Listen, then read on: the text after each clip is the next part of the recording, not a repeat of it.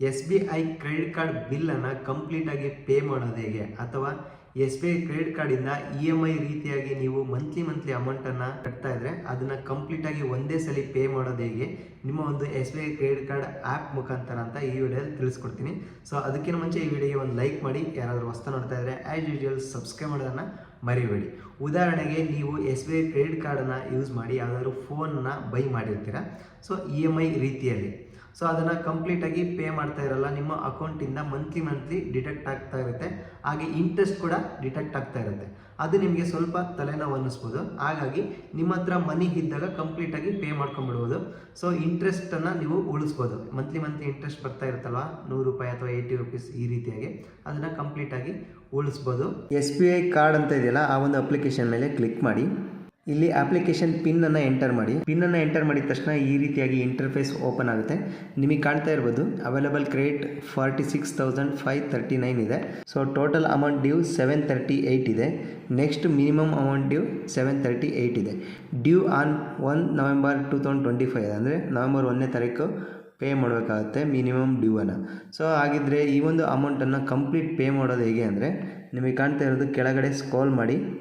So ಇಲ್ಲಿ ಎಲ್ಲ debit ಆಗಿರುತ್ತೆ. ಇಂಟ್ರೆಸ್ಟ್ ಎಲ್ಲ ನೋಡಿ, ನಿಮಗೆ ಕಾಣ್ತಾ ಇರೋ ₹28 ಈ ರೀತಿಯಾಗಿ ಇಂಟ್ರೆಸ್ಟ್ ಬಂದಿದೆ. ಸೊ ನಾವು ಏನು ಮಾಡಬೇಕಂದ್ರೆ, ಕಂಪ್ಲೀಟ್ ಅಮೌಂಟನ್ನು ಪೇ ಮಾಡಬೇಕಂದ್ರೆ ಇಲ್ಲಿ ಕಾಣ್ತಾ ಇರ್ಬೋದು ಪೇ ಇನ್ EMI ಅಂತ ಇದೆ, ಜಸ್ಟ್ ಪೇ ನೋ ಅಂತ ಇದೆ. ಜಸ್ಟ್ ಪೇ ನೋ ಮೇಲೆ ಕ್ಲಿಕ್ ಮಾಡಿ. ಸೊ ಪೇ ನೋ ಮೇಲೆ ಕ್ಲಿಕ್ ಮಾಡಿದ ತಕ್ಷಣ ಈ ರೀತಿಯಾಗಿ ಇಂಟರ್ಫೇಸ್ ಓಪನ್ ಆಗುತ್ತೆ.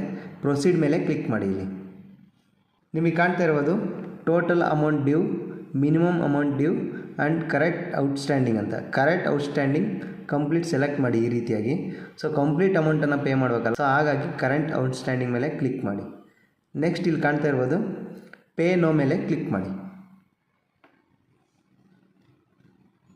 Under debit card as payment method only SBI debit card and RuPay debit card are supported ಅಂತ ಇದೆ. ಜಸ್ಟ್ ಗೋ ಇಟ್ ಮೇಲೆ ಕ್ಲಿಕ್ ಮಾಡಿ. ಸೊ ಇಲ್ಲಿ ಆಪ್ಷನ್ ನಿಮಗೆ ತೋರಿಸ್ತಾ ಇರ್ಬೋದು net banking, UPI QR and debit card ಅಂತ ಇದೆ. ಜಸ್ಟ್ ನೀವು ಕಾಣ್ತಾ ಇರೋದು UPI ಮೇಲೆ ಕ್ಲಿಕ್ ಮಾಡಿ. So Google Pay, PhonePe, Paytm and Bhim ಅಂತ ಇದೆ. ಫೋನ್ಪೇಯಿಂದ ಪೇ ಮಾಡ್ತೀರಾ ಅಂದರೆ ಫೋನ್ಪೇ ಮೇಲೆ ಕ್ಲಿಕ್ ಮಾಡಿ. GPayಯಿಂದ ಪೇ ಮಾಡ್ತೀರಾ ಅಂದರೆ ಗೂಗಲ್ ಪೇ ಮೇಲೆ ಕ್ಲಿಕ್ ಮಾಡಿ. ಓಕೆ, GPay ಮೇಲೆ ಕ್ಲಿಕ್ ಮಾಡ್ತಾ ಇದ್ದೀನಿ ಈಗ. ಸೊ ನಿಮಗೆ ಕಾಣ್ತಾ ಇರ್ಬೋದು SBI card want to open Google Pay ಅಂತ ಇದೆ. ಜಸ್ಟ್ ಓಪನ್ ಮೇಲೆ ಕ್ಲಿಕ್ ಮಾಡಿ. ಸೊ ನಿಮಗೆ ಕಾಣ್ತಿರೋದು ಈ ರೀತಿಯಾಗಿ ಅಮೌಂಟ್ ಡಿಸ್ಪ್ಲೇ ಆಗುತ್ತೆ. ಜಸ್ಟ್ ಪೇ ಮೇಲೆ ಕ್ಲಿಕ್ ಮಾಡಿ.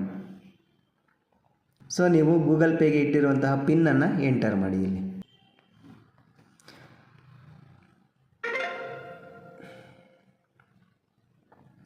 ನಿಮಗೆ ಕಾಣ್ತಾ ಇರೋದು ಕಂಪ್ಲೀಟಾಗಿ ಅಮೌಂಟ್ ಈಗ ಪೇ ಆಯಿತು.